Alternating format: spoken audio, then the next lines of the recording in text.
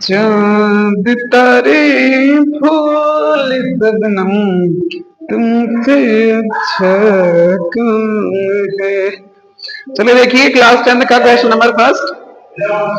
प्रतिरोध आर के किसी तार के टुकड़े को 5 बराबर भागों में बांटा जाता है या फिर काटा जाता है। इन टुकड़ों को फिर 5 क्रम में संयोजित कर देने पर यदि संयोजन का तुल्य प्रतिरोध आर डैश है तो आर बाई आर डैश का अनुपात का मान ज्ञात करना है। चलिए देखते हैं क्वेश्चन को हम सॉल्व कर रहे हैं। देखिए हम मान के चल रहे हैं ये कोई है हमारा एक चालक तार, ठीक है, जिसकी लंबाई यहां पे मान के चल रहे हैं कुछ है, कंसीडर करके चल रहे हैं,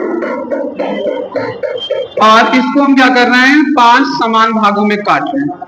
मान लिया गया एक पार्ट ये हो गया, एक पार्ट ये हो गया, और ये पार्ट ये, और ये हमारा हो गया टोटल 5।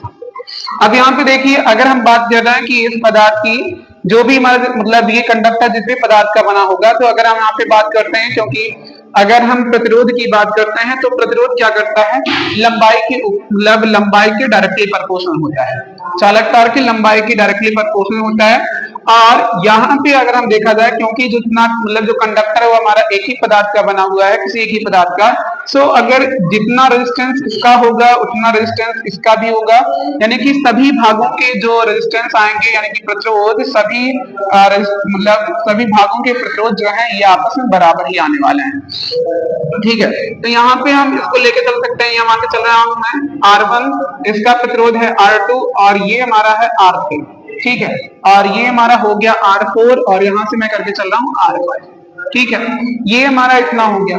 लेकिन अगर यहां से देखा जाए तो हम यहां से मान के चल रहे हैं कि अगर ये हमारा समान लंबाई का काटा गया है तो ये हमारा R1 ये हमारा R2 के बराबर होना चाहिए और R2 R3 ये सभी आपस में बराबर होने चाहिए, ठीक है, अगर हम इनकी बात कर रहे हैं। और ये हम मान के चल रहे हैं अगर किसी एक प्रतिरोध का या मतलब किसी एक प्रतिरोधक का प्रतिरोध हमको देखना है तो हम कैसे निकाल सकते हैं। तो यहाँ पे एक चालक तार का प्रतिरोधक अगर हमको प्रतिरोध निकालना है तो ये पूरी लंबाई का जो चालक तार था इसका जो प्रतिरोध था ये मान के चल रहे हैं क्या है कैपिटल आर। तो एक का मतलब एक भाग का कितना प्रतिरोध हो जाएगा तो R बटा ये 5 के बराबर हो जाएगा, और ये हमारा निकल जाएगा चाहे हम R1 करें चाहे R2 करें ये, ठीक है। तो चलिए हम आगे इसको कंटिन्यू करते हैं, ठीक है।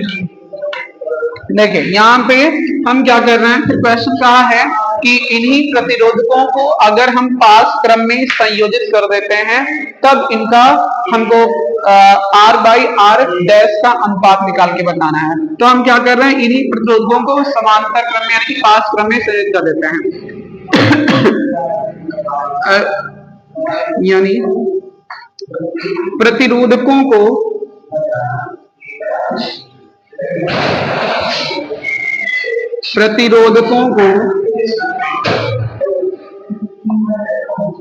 पार्श्व क्रम में संयोजित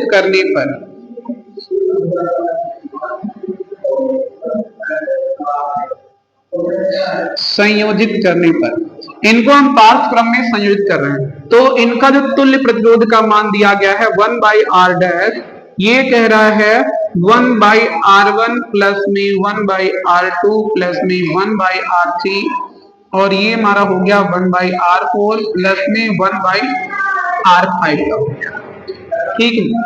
यहाँ पे 1 बाई R1 अगर हम निकालना चाहते हैं तो इनकी वैल्यू को हम रख दे रहे हैं, तो ये हमारा आ गया R बाई 5, 1 बाई से यहां से करेंगे तो ये हमारा फिर से आ जाएगा R बाई 5 प्लस में 1 by R by 5 plus 1 by R by 5 plus 1 by R by 5। तो देखिए यहाँ पे जो 5 है ये क्या होगा सब में ऊपर चला जाएगा और इसको हम लिख सकते हैं 1 by R dash, 1 by R dash ये आ जाएगा R बाई 5 नहीं 5/r, ठीक है। यहां से हमको मिल जाएगा 5/r और प्लस में आ जाएगा 5/r, प्लस में ये भी हमारा 5/r आएगा, प्लस में 5/r, प्लस में 5/r। ये इतने चीजें अगर हमको मिल रही हैं, देखिए सबके हर जो है यानी कि डिनोमिनेटर जो है ये सबके डिनोमिनेटर बराबर है, इसलिए जो अंश होगा ये अंश आपस में जुड़ता हुआ चला जाएगा। तो 1/r डैश का मान निकालेंगे तो आ जाएगा 5 प्लस में 5 प्लस में 5 प्लस में 5 और ये 5 हो गया, ठीक है। ये सभी आपस में जुड़ जाएंगे और यहाँ पे ये हमारा एक जाना हो गया था, ठीक है। तो यहाँ पे ये सभी आपस में जुड़ जाएंगे और यहाँ पे आ जाएगा टोटल r। अब यहाँ से 1/r डैश की अगर हम वैल्यू निकालना चाहते हैं तो ये आ गया यहाँ पे कितना 25 और बाई में हो जाएगा r, इनका इधर मल्टीप्लाई करा लीजिए तो r/r डैश इक्वल में आ जाएगा 25, ठीक है 25।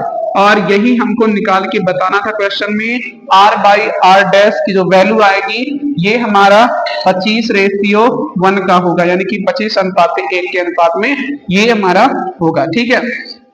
तो देखिए यहाँ पे जो क्वेश्चन है, क्वेश्चन में कहने का मतलब यही था कि कोई एक हमारा कंडक्टर है, ठीक है, और उस कंडक्टर को हम 5 समान भागों में डिवाइड करते हैं, बांट देते हैं। लेकिन पहले जो कंडक्टर का रेजिस्टेंस था ये कैपिटल R था, लेकिन जब इसको 5 समान भागों में काटा जाएगा तो इनके रेजिस्टेंस तो एक जैसे ही होंगे, लेकिन हम ऐसे मान के चल रहे हैं कि अलग अलग इनको दिखा दिया गया है। फिर हम क्या कर रहे हैं कि R1 बराबर R2 बराबर R3 बराबर R4 और ऐसे मतलब R5 के इक्वल हो गया। और अगर इसमें से हम किसी एक का प्रतिरोध निकालना चाह रहे हैं तो ये हमारा हो जाएगा R/5। तो यानी कि यहाँ पे लिखा गया, यानी प्रतिरोधकों को पार्श्व क्रम में संयोजित करने पर, तो हम प्रतिरोधकों को जब पार्श्व क्रम में संयोजित करेंगे तो इनका जो प्रतिरोध का मान आएगा वह हमारा आ जाएगा 1/r डैश इक्वल में 1/r1 प्लस में 1/r2 प्लस में 1/3 प्लस में 1/r4 बाई 1/r5। इनके मान को यहाँ पे रख दिया गया, वैल्यू को रखा गया है और रखने के बाद ये हमको मिल गया वैल्यू। इन सबको हम जोड़ ले रहे हैं तो ये आ गया 25/r और ये 25 मतलब r का मल्टीप्लाई 1 में हो गया तो आ गया r/r डैश इक्वल में 25/1। ये हमारा क्वेश्चन का सॉल्यूशन हो गया। चलिए अब हम अगला क्वेश्चन का सॉल्यूशन देखते हैं। देखिए अगला क्वेश्चन दिया गया है कि निम्नलिखित में से कौन सा पद विद्युत परिपथ में विद्युत शक्ति को निरूपित नहीं करता। निम्नलिखित में से कौन सा पद विद्युत परिपथ में विद्युत शक्ति को निरूपित नहीं करता है। तो यहाँ पे देखिए जो दिया गया है क्वेश्चन, इस क्वेश्चन में अगर हम देखते हैं तो पहला दिया गया है हमारा और कह रहा विद्युत शक्ति को निरूपित नहीं करता है। तो पहला आया है हमारा, बुक लीजिए तो बुक में क्या दिया गया, पहला ऑप्शन, पहला ऑप्शन है I²R। दूसरा ऑप्शन क्या है IR का स्क्वायर। तीसरा ऑप्शन VI। यहाँ पे अगला ऑप्शन है B²/R। ये हमारे ऑप्शन दे रहे हैं। तो इनमें से क्या कहा जा रहा है कि कौन सा ऑप्शन इसमें हमारा विद्युत शक्ति का नहीं है। तो इसमें अगर देखा जा रहा है तो ये भी हमारा विद्युत शक्ति के बराबर होता है, P=I²R होता है। और यही जो हमारा यहाँ पे है IR का स्क्वायर, ये हमारा इस क्वेश्चन का आंसर नहीं है, क्योंकि P इक्वल होता है I² R के इक्वल भी होता है, P इक्वल B/I भी होता है और P इक्वल B² R भी होता है। यहाँ से हम इसको कर सकते हैं, ठीक है। बस यहीं पे वैल्यू रखनी है I की और ये सभी हमारे वहां से टर्म आते हुए चले जाएंगे, ठीक है। तो ये दोनों क्वेश्चन हमारे सॉल्व होते हैं और भी हम क्वेश्चनों को इसमें देख के चलते हैं, ठीक है। तो चलते हैं, पहले हम एक क्वेश्चन लगाते हैं ओम के थ्योरम पर, फिर हम बात करते हैं, ठीक है। या फिर चलिए इसी पे क्वेश्चन और हम सॉल्व करते हैं।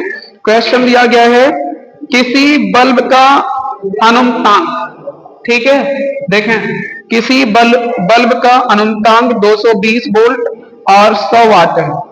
जब इसे 110 वोल्ट पर प्रचालित करते हैं तब इसके द्वारा उपभुक्त शक्ति क्षय कितनी होती है, यानी कि उपभुक्त शक्ति कितनी होती है, इस चीज को हमको निकालना है।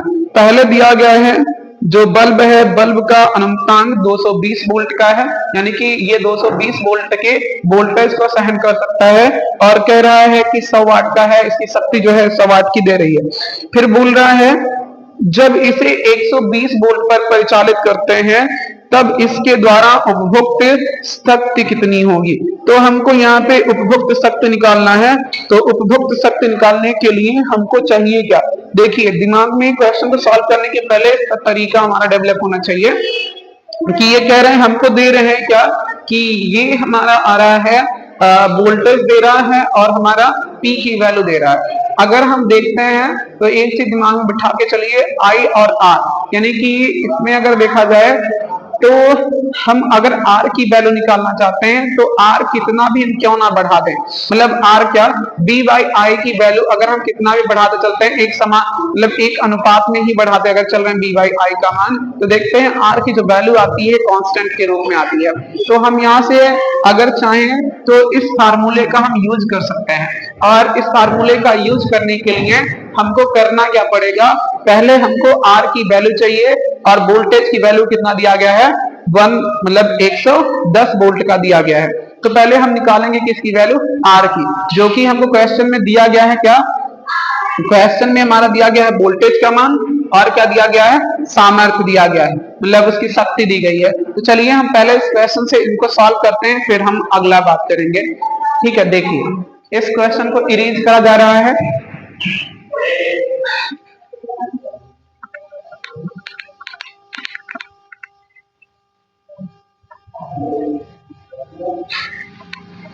देखिए क्वेश्चन क्या कहा है कि एक विद्युत बल्ब है, उसकी जो वोल्टता है B इक्वल कह रहा है 220 वोल्ट, ये दिया गया है। अगर इनके सामर्थ्य की बात करते हैं, सामर्थ्य P बराबर है 100 वाट का, ये दिया गया है, और कह रहा है अगर इनको यानी कि ये मान लेते हैं B है और दूसरा B डैश का मान दिया गया है, ये कह रहा है 110 वोल्ट। ये कह रहा है कि अगर इस पे यानी कि 220 वोल्ट और 100 वाट पर हम यहाँ क्या करते हैं कि जो हमारा बल्ब है इसको हम चला रहे हैं, लेकिन फिर बाद में हम उसको 110 वोल्ट के सोर्स से जोड़ दे रहे हैं, तब उसका क्या चीज निकाल के बताना है, क्या निकालना है, प्रतिरोध निकालना है ना कि सामर्थ्य निकालना है, सामर्थ्य निकालना है, हाँ सामर्थ्य यानी कि शक्ति निकालना है, प्रतिरोध नहीं निकालना। ठीक है, तो यहाँ पे चलिए पहले, लेकिन क्वेश्चन में हमको पहले प्रतिरोध निकालना पड़ेगा तभी ये हो सकता है हमारा। चलिए देखते हैं, हम इनको लेके चलते हैं। तो देखिए हमारे पास तरीका क्या है, हम सूत्र से लगाते हैं फ्रॉम इक्वेशन। ठीक है, फ्रॉम इक्वेशन ये हमारा हो गया। अब यहां से अगर बात करी जा रही है तो हमारे पास एक फार्मूला होता है R इक्वल, अगर देखा जाए तो R इक्वल क्या है, या फिर हम यहाँ से देखते हैं P इक्वल होता है B स्क्वायर बाई R, ये हमारे पास फार्मूला है। हमको R चाहिए, हम R निकाल ले रहे हैं। ठीक है, और यहाँ पे यहाँ क्या आ जाएगा, ये आ गया B का स्क्वायर बाई में P, और ये आ गया R। ठीक है, B की वैल्यू कितनी है, यहाँ पे 220 वोल्ट है, और यहाँ पे सामर्थ्य कितना दिया गया है, तो सामर्थ्य 100 दिया गया है, और इसका टोटल का स्क्वायर है। ठीक है, तो यहाँ पे हमारा ये हो जाएगा, इनको हम करके देखेंगे तो 220 गुणा में 220 और बटा में आ गया 100, तो ये कैंसिल, और 22 का स्क्वायर कितना होता है 484, तो 22 का स्क्वायर की अगर हम बात करते हैं तो ये हमारा आता है 484, ये हमारा आ गया R का 484 ओम ही होगा, तो यहाँ पे इतना हमारा आ गया 484 ओम के बराबर। ठीक है, अब हमको निकालना क्या है कि जब इसी प्रतिरोधक को यानी कि 484 ओम के प्रतिरोधक को जब हम 110 वोल्ट का वोल्टेज दे रहे हैं तब उसकी शक्ति कितनी होगी, तब उसकी शक्ति निकालने के लिए हमारे पास तरीका क्या है, फार्मूला P इक्वल क्या होता है, P डैश मान के चलते हैं, ये P डैश है, और हम यहां से निकाल के चलेंगे, ये B डैश था तो ये हो गया B डैश यानी कि 110 का स्क्वायर और बटे में कितना है R, तो R का मान यहाँ पे हम करके चल रहे हैं, तो R का मान है 484, अब पी डैश की वैल्यू निकालोगे तो ये आ गया 110 गुणा में 110 और बट्टी में आ गया 484। अब देखें यहाँ से जो कैंसिल कराएंगे, कैंसिल कराने के बाद जो हमारी वैल्यू आएगी वो तो आप कर सकते हैं, देख लीजिए कितना है। 121 121 डबल जी है ना, तो यहाँ पे आ गया 484।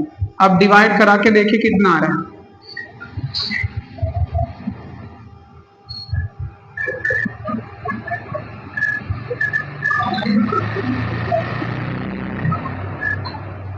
पांच बार कर सकते हैं ना, 5 बार कर लीजिए, देखिए 484।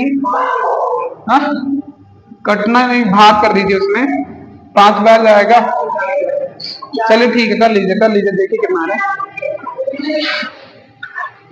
नहीं तो मैं करके देख ही ले रहा हूँ।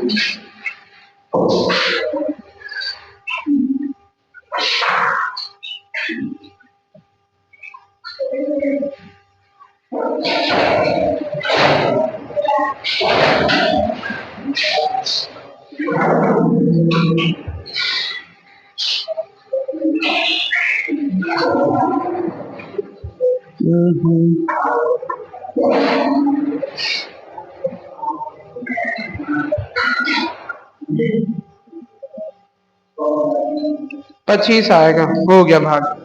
और ये हमारा पी डैश की जो वैल्यू आएगी ये आ जाएगा 25 वाट। ठीक है, ये हमारा क्वेश्चन सॉल्व हो गया। बंद कर दो।